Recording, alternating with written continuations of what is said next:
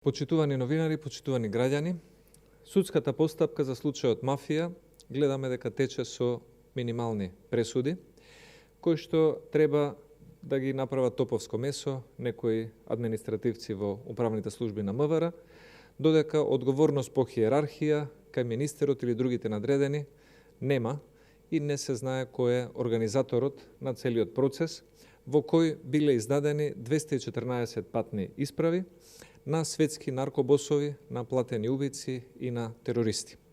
Меѓу лицата кои добиле македонски патни исправи е и Седат Пекер, шеф на турската наркомафија, кој е баран со потерница од Интерпол и од Република Турција, а кој во Македонија престојувал цели 3 месеци, се движел со полициска придружба, како да станува збор за странски државник и се среќавал со политичари блиски до власта.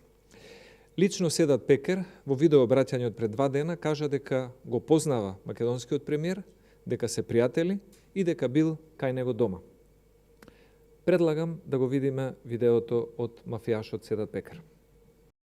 Biz Sedat Peker'iz. O ülkenin başbakanını tanıyorum ya. Evinde misafiri oldum Makedonya'nın. Diğer parti liderlerin hepsini tanıyor. Ya ben 3 gün ihlalden dolayı deport aldım. Onu kaldıramıyorum. Сега се поставува прашање што крие Заев од јавноста и што треба јавноста да знае за неговата релација со Седат Пекер. Зоран Заев тврдеше дека не се познава и не се среќавал со Седат Пекер, додека Седат Пекер тврди дека се среќавал со него и со неговите коалициони партнери. Ова признание од страна на Пекер кажува дека Заев лажел и не само што се среќавал, туку бил и негов гостин во неговиот дом. Нашето прашање до Зоран Заев е следното. Кога имал средба со Седат Пекер надвор од Скопје? Второто прашање до Зоран Заев е колку од советниците на Зоран Заев во неговиот кабинет оствариле средба со Седат Пекер? И нашето трето прашање е со кои високи функционери од МВР октомври 2020 година Седат Пекер имал средба во хотелот Буши, за што е известена и Агенцијата за национална безбедност. Сметаме дека новие 3 прашања Заев мора да одговори, за да се расчисти ситуацијата околу тоа кој дал налог за издавање на 214 пасоши на наркобосови од регионот кои што се барани со меѓународни потерници. Единствената точка која што ги поврзува Седат Пекер и Зоран Заев, според она што може логично да се заклучи, се наркотиците. Седат Пекер работи со трговија на дрога на меѓународно ниво, додека Зоран Заев, неговите братучеди, работат со бизнис на марихуана на ниво на Република Македонија, а како што видовме преку шоферот на семејството на Зоран Заев, истиот беше фатен како превезува марихуана преку акција на американската агенција ДЕА. Дали можеби марихуаната била предмет на разговори помеѓу Заев и Пекер или можеби разговори се воделе за можни инвестиции на Седат Пекер во угостителскиот и трговскиот туристичкиот сектор во Македонија. На овие прашања редно е да одговори Зоран Заев, затоа што јавноста од секој поминат ден дознава се повеќе информации за комуникацијата која што Заев и лично и преку своите советници од кабинетот ја имал со меѓународниот наркомафијаш Седат Пекер.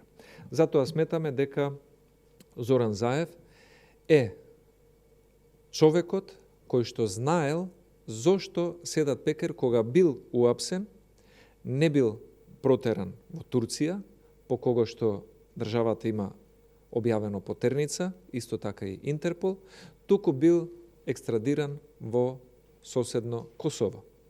Дали бил постигнат договор помеѓу Заев и Седат Пекер да не биде овој меѓународен мафијаш екстрадиран во Турција, туку да биде засолнет во соседно Косово. За тоа сигурно одговор има господинот Зоран Заев и треба да се запраша дали со ваквиот однос и одмага или и помага на Турција како партнерска НАТО земја во борбата против организираниот криминал и трговијата со наркотици.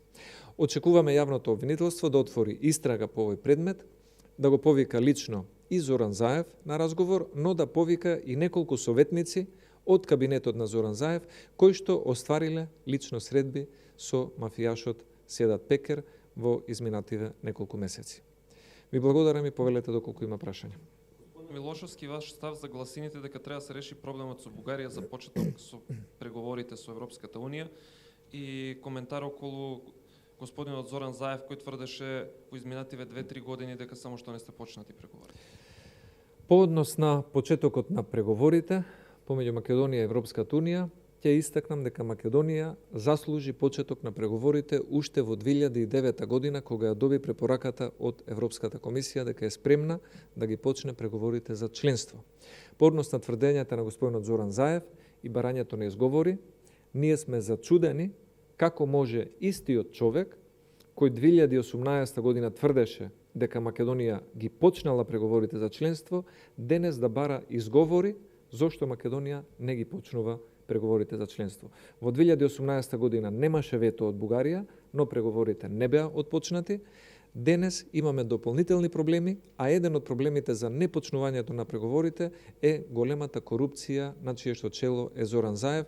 Како држава сме на 111 место хибриден режим по перцепцијата на корупција. Благодарам многу.